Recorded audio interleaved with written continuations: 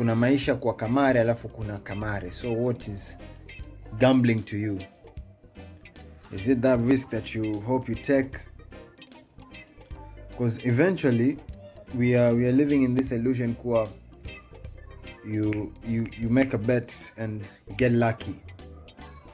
Ama you think your skill set makes you extremely qualified, but whoever is running a bet always hopes that you lose, Mazel. So house rules, house always wins. So I think they clearly have to maintain a basis that a couple of people win, but most of you will mostly lose your money. So why should you bet it all?